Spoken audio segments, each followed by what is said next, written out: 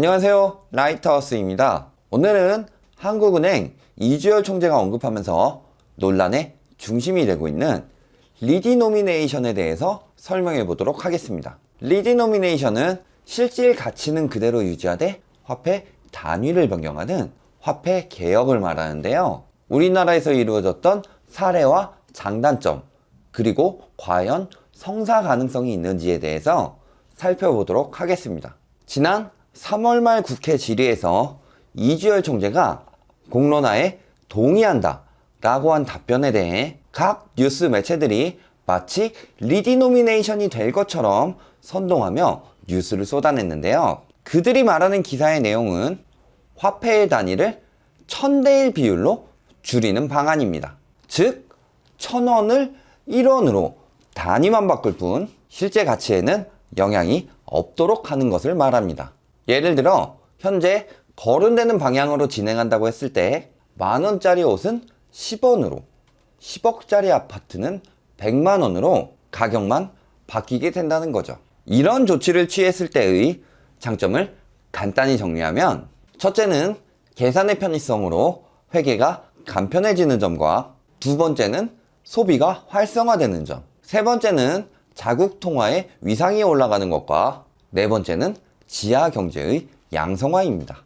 반대로 단점을 살펴보겠습니다. 우선 화폐 제조 비용 및 기간에 문제가 있습니다. 새 화폐를 발행하기 위해 사용돼야 하는 금액과 그에 상응하는 시간, 그리고 진행되는 동안 야기될 경제 불안과 화폐 혼동 등 여러 문제점이 생길 가능성이 매우 높습니다. 두 번째는 인플레이션 유발입니다. 이는 심리적인 부분과 관련이 있는데요. 예를 들어 9억짜리 아파트가 10억이 됐다면 많이 오른 것처럼 보이지만 90만원짜리 아파트가 100만원이 되면 상대적으로 안 오른 것처럼 보인다는 거죠. 즉 실물 가치에 비해 화폐 가치가 떨어지면서 인플레이션이 나올 수 있다는 뜻이며, 화폐보다 실물을 확보하려는 사람들이 늘어날 것이기 때문에 시간이 지나도 가치가 있으면서 현금화가 가능한 부동산 투기 세력이 증가하면서 전체적인 부동산 가격 급등 현상을 보일 수 있다는 점입니다. 실제로 2005년 이후 리디노미네이션의 해외 성공 사례는 거의 없는데요. 그 중에서 최근 성공적으로 화폐 개혁을 한 나라로 유명하게 꼽히는 곳이 바로 터키입니다. 높은 물가 상승률을 한 번에 안정시키며 성공적으로 평가되었지만 최근 다시 상승률이 높아지고 있습니다. 즉 화폐 개혁은 일시적인 효과는 볼 수 있으나 장기적으로는 큰 영향이 없다는 거죠. 그럼 우리나라의 리디노미네이션 사례를 볼까요? 우리나라는 역대 총 2번의 화폐 개혁을 하는데, 그중 첫 번째는 이승만 정부 시기인 1953년 2월 17일에 실시됩니다. 1950년에 발발한 6.25 전쟁 중 북한군에 의해 서울이 점령되면서 당시 화폐를 생산하는 조선은행이 그들의 손에 넘어가게 되고, 북한은 우리나라의 경제를 붕괴시키기 위해 화폐를 마구 찍어내기 시작합니다. 당시 이승만 정부에서는 통화량 증가로 인한 인플레이션을 막기 위해서 새로운 화폐인 한국은행권을 만들어 화폐 교환을 실시하였죠. 하지만 전쟁 시 사용한 거액의 군사비와 전쟁 후 인프라 부족으로 인한 생산활동 감소로 인해 1950년 6월부터 1953년 3월까지 물가는 17배나 뛰게 되고 결국 인플레이션을 막을 수는 없었습니다. 따라서 리디노미네이션을 하여 100원을 1환으로 바꾸는 조치를 취하게 된 거죠. 당시 1인당 500환을 한도로 새 은행권을 지급하고 나머지는 은행에 예입 후 동결하는 방식으로 진행했으며, 그래프로 보시듯이 물가 상승률 안정에 기여하게 됩니다. 두 번째는 1962년 6월 10일 박정희 정부 때 시행되는데요. 대외적인 목적은 악성 인플레이션 제거 및 재정적자 해소, 그리고 경제개발 자금 마련 등을 위해서였지만 기타 이유로는 화교 및 부정축제자들의 지하 자금을 양성화시키는 목적도 있었다고 하죠. 다시 환에서 원으로 변환하여 10환당 1원, 10분의 1로 절하시키는데요. 당시 반대가 심했지만 군사 정권이었기 때문에 강제적으로 밀어붙이며 긴급 통화 조치를 단행합니다. 6월 17일까지 일주일이라는 짧은 기간 동안 화폐 개혁을 진행했는데요. 한 가구당 500원이라는 적은 한도까지만 교환이 가능했고, 나머지는 봉쇄 개정에 동결하면서 서민들의 사회적 불안감을 야기시켰죠. 500원이라는 금액으로는 사람들이 생필품을 구하기 힘들어지고, 그 전에 물건을 확보하려고 환정 기간 동안 밤늦게까지 포목점과 쌀집에 사람이 몰리는 등 실물을 확보하려는 사람들이 많아지면서 물가 상승률은 다시 급등하기 시작합니다.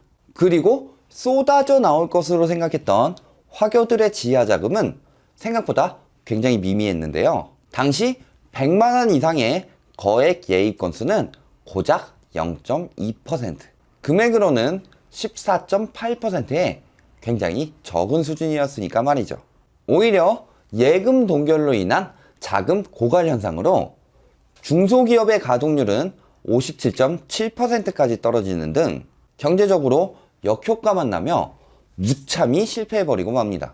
결국 얻어내려고 했던 유효자금 활용이나 재정적자 해소, 악성 인플레이션 제거 등의 효과가 나오기는커녕 오히려 높은 물가 상승률을 초래했으며 정부의 신뢰 하락 및 산업 혼란 등 역효과만 만들어낸 정책으로 결국 33일 만에 예금 동결을 풀면서 실패로 마무리되었습니다. 그 이후에도 매 정부 때마다 화폐 개혁 이야기는 계속 나왔는데요. 김대중 정부에서 노무현 정부로 넘어가는 시기에는 오히려 인플레이션을 우려한 정부에서 반대를 하며 결국 무산되었고, 이명박 정부 시절에는 화폐 개혁 대신 고액권인 5만원권 발행으로 그쳤으며, 박근혜 정부 시기에도 물밑 작업을 통해 가시권에 들어왔다는 기사까지 나왔지만 결국 성사되는 일은 없었죠. 결론을 말씀드리겠습니다. 이번 기사 역시 정부에서 논의도 발표도 되지 않은 일을 의도적으로 질문하였고, 이를 날조하여 기사를 냈을 뿐입니다.